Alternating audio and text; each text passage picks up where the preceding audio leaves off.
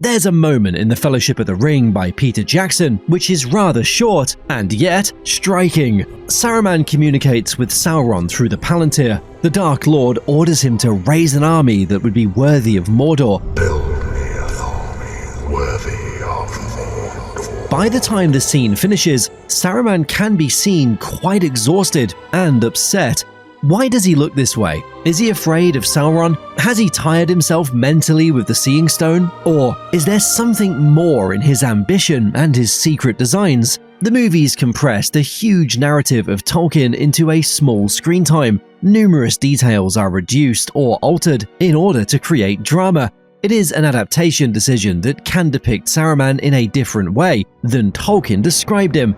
In order to interpret this moment, we need to look at the interpretation of the film and what Tolkien wrote. This discussion will be based on The Lord of the Rings, the Silmarillion, unfinished tales, and the letters of Tolkien. It'll draw the line between film representation and book canon. The idea is to find out whether the distress of Saruman is based on fear, mental fatigue, strategic planning, or a combination of all three. Saruman was not a wizard in the sense used by the majority of people. He was a Maya, an immortal spirit that existed prior to the world creation. His real name was Kurumo, meaning skilled man or cunning one in Quenya. He was a man of Ole the Smith, the Veiler who molded the mountains and formed the material of the earth. Saruman was an ambitious and cunning person since his inception. In Unfinished Tales, Tolkien informs us that he was like Sauron in this aspect. Both were students of the Ole. They both were masters of craft and molding of material objects. They both wanted order and control. About 1,000 of the Third Age, the Valar resolved to dispatch emissaries to Middle-earth. At the end of the Second Age, Sauron had lost the battle, but had not been destroyed. His shadow was starting to increase once more. The emissaries were to be mighty peers of Sauron, yet forgo might and clothe themselves in flesh. They were meant to assist the Free Peoples in fighting the Dark Lord. They were not allowed to be equal to Sauron in their power or attempt to subjugate other people. Kurumo was a volunteer for this mission. He was made the leader of the group, but there was already jealousy. Kurumo resented it when Olorin, who later became Gandalf, was selected as the second Istar rather than the third. He also did not like to be instructed to bring Iwendil, which was also called Radagast, with him. According to Tolkien, this caused contempt. The Istari came to Middle-earth in the form of old men. These were not illusions, but real bodies. As Tolkien explains in Unfinished Tales, they were subject to the fears and pains and wariness of earth, able to hunger and thirst and be slain. Their immortal spirits were limited by mortal forms. Kurumo was referred to as Saruman the White in Middle-earth. He was known as the leader of the Order. He was made the leader of the White Council, which was established to resist the re-entry of Sauron. During many years, he was considered to be wise and powerful. He learned the lore of the Rings of Power. He became a master of this knowledge. But this study changed him. The power of Sauron was what he admired as a result of his study of the rings. He started to want to have such power. As Tolkien notes, Saruman came to believe he could be the ruler of Middle-earth in Sauron's likeness. The relationship between Saruman and Sauron started with the Palantir that Saruman found in Orthanc. The Palantir were ancient seeing stones, which were made by the elves during the Elder Days. They enabled the people who had them to communicate over long distances and to view distant locations. One of these stones was discovered by Saruman after he settled in Isengard. He kept this discovery a secret with the White Council. Initially, Saruman must have thought that he could use the Palantir to spy on Sauron and know his intentions. But the Dark Lord had a Palantir too, that which was in Minas Morgul. Sauron was waiting when Saruman peeped into his stone. The two started to talk, and it was not a dialogue between equals. This is clarified by Gandalf in The Two Towers. Speaking of Saruman, he says, "Easy it is now to guess how quickly the roving eye of Saruman was trapped and held, and how ever since he has been persuaded from afar and daunted when persuasion would not serve." Gandalf continues, "How long, I wonder, has he been constrained to come often to his glass for inspection and instruction?" The word constrained is important. Saruman was compelled to return to the Palantir again and again. He was subjected to Sauron's will. He was inspected and instructed. This was not voluntary service, it was a form of domination. But Saruman was never quite submissive. Saruman still had free will despite the pressure Sauron put on him using the Seeing Stone. He still pursued his own path. Unfinished Tales reveals that Saruman actively worked against Sauron even while appearing to serve him. Tolkien writes, all his ordinary spies and emissaries could bring him no tidings, and this was due largely both to the vigilance of the Dunedain and to the treachery of Saruman, whose own servants either waylaid or misled the servants of Sauron. This was a remarkable rebellion. Saruman had his own agents, ambushing and deceiving the servants of Sauron. When talking to the Dark Lord, he was lying to him using the Palantir. Sauron realized this two-sidedness, but he was not strong enough yet to punish Saruman himself. As Tolkien explains, Sauron hid his knowledge of Saruman's double-dealing and concealed his wrath, biding his time. This created a dangerous situation. Saruman was playing a game he could not win. He believed he could deceive Sauron long enough to claim the One Ring for himself. If he succeeded, he would become the new Dark Lord. If he failed, he hoped to become Sauron's right hand and the true power behind the throne. In Peter Jackson's adaptation, the scene is presented with specific visual choices. Saruman stands before the Palantir in a darkened chamber. The stone glows with an ominous light. Sauron's voice echoes through the room, commanding him to build an army worthy of Mordor. When the communication ends, Saruman's face shows clear signs of strain. He appears exhausted, even shaken. Christopher Lee, who portrayed Saruman, understood the character's complex position. In interviews, Lee explained that Saruman had become an obsessed servant of Sauron, but also desired to become the Lord of the Rings himself. This dual motivation creates internal conflict. Saruman must appear obedient while secretly pursuing his own goals. Wizard is Saruman, the White. And in the first film, we have the Council.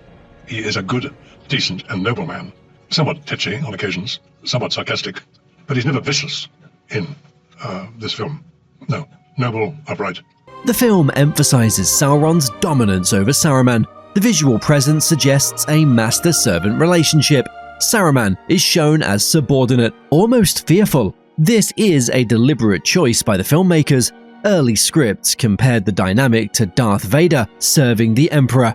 Saruman is portrayed primarily as Sauron's puppet, with his own ambitions only hinted at in deleted scenes.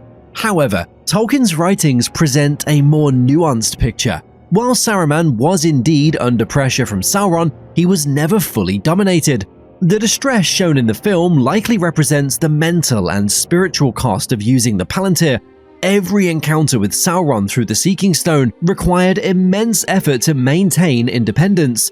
Gandalf makes this danger explicit. He warns that anyone who looks into the Palantir will have their mind and sight swiftly drawn to Sauron.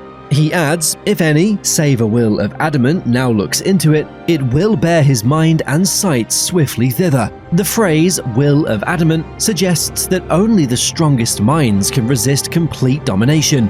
The film's portrayal of Saruman's distress is therefore accurate in showing the exhaustion such resistance would cause. What it understates is Saruman's continued defiance. In the book, Saruman was not simply following orders, he was actively deceiving Sauron, lying about the ring's location, and sending his own forces to capture it. The question remains whether Book Saruman would show such outward distress. Tolkien describes him as proud and controlled, even when defeated. He maintains a facade of dignity.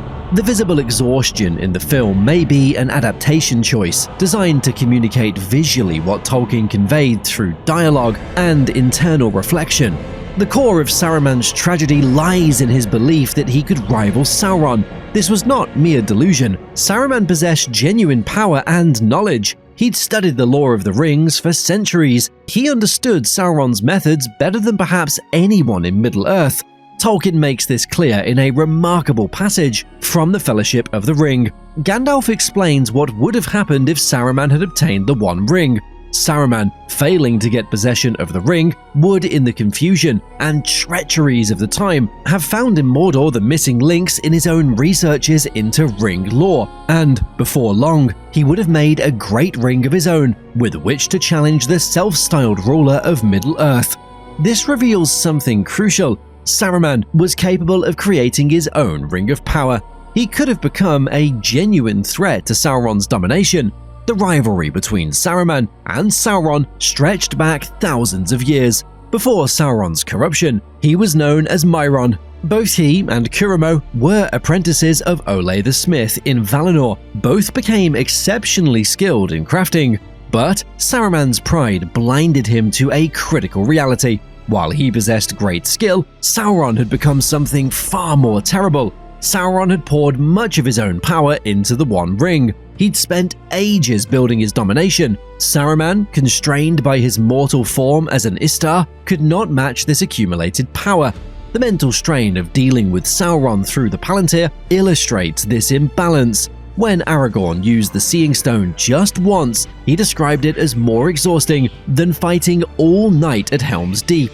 Tolkien writes, "A struggle somewhat grimmer for my part than the Battle of the Hornbug."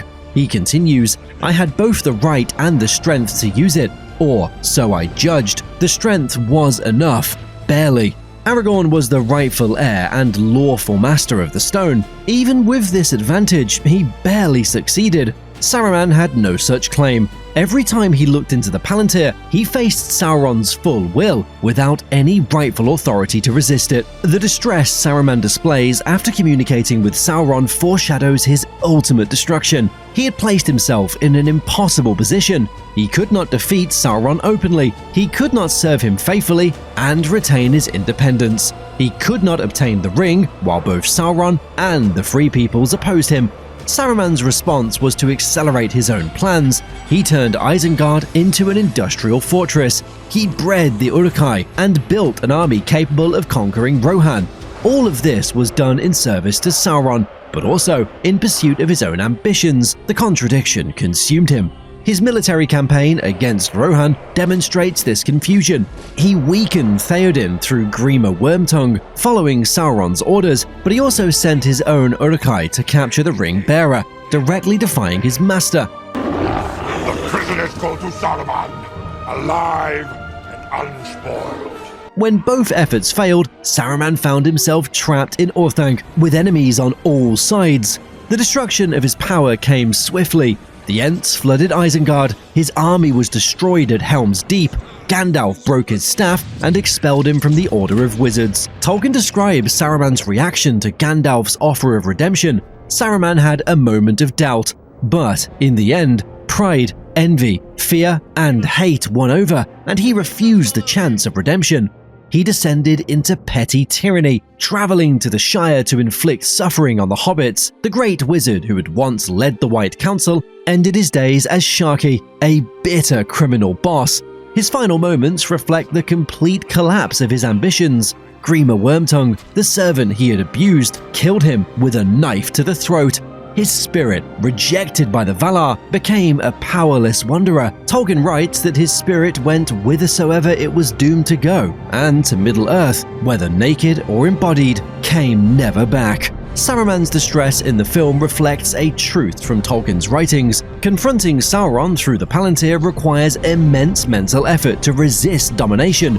The exhaustion Christopher Lee portrays is accurate, but Saruman was not simply a fearful servant. He actively deceived Sauron while appearing to obey. He believed he could rival the Dark Lord and claim the ring for himself. This overconfidence destroyed him. Saruman's story illustrates one of Tolkien's central themes: great knowledge and skill, when corrupted by pride and the desire for power, lead to ruin. Saruman was once the wisest of the Istari. He ended as a petty tyrant, murdered by his own abused servant. The moment of distress after Sauron's command marks a step on that tragic path.